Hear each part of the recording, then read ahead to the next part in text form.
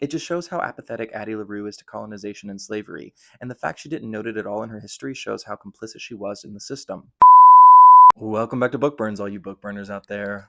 This is the segment where I share with you top reviews of popular books you either burn by or burn through. My name is Ben. Let's dive in. Today's book is an OG book talk darling, The Invisible Life of Addie LaRue by V.E. Schwab. With an overall rating of 4.13 stars on Goodreads and 1.3 million reviews, let's jump in with the 1 star. Emma says, Henry's two friends who represent the entirety of the representation in this book seemed fine, but we never get to confirm or deny that because, as you may have already guessed from the inkling of diversity, they are almost never present. This just felt half-baked and silly. There was no plot to speak of until maybe the last 100 pages, and the ending was ultimately so disappointing and ridiculous that I almost wish the plotlessness had stuck around. Anyway, yeah, I hated this. 2 stars. Neo says, I think that V.E. Schwab has a habit of writing her female characters to be not like other girls, and I was hoping that it wouldn't be the same, but sadly it was.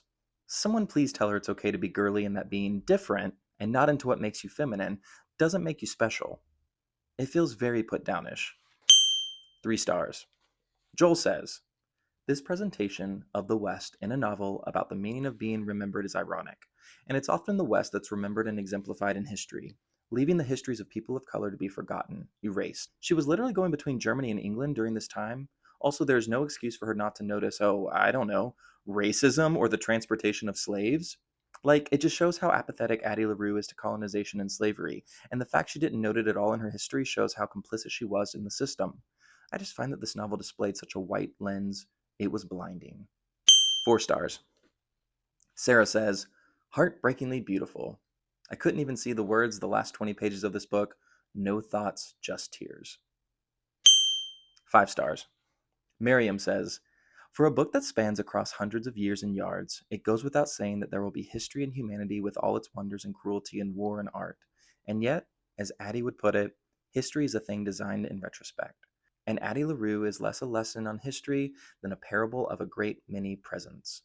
Schwab's novel is about the history taking shape, not about the world changing historical figures and world ending historical events written as a hammer falling, but as a friend and a brief conversation and a flash of life. This is not about the affect of the grand, but the power of the minor. When a book traps your soul from beginning to end and beyond, keeping hold of a string on your heart, even as you leave it behind you, you know it deserves all the constellations in the night sky. So there you have it. Those are some of the top reviews of the book, The Invisible Life of Addie LaRue. Let me know what you thought about the book in the comments and tell me which one I should cover next.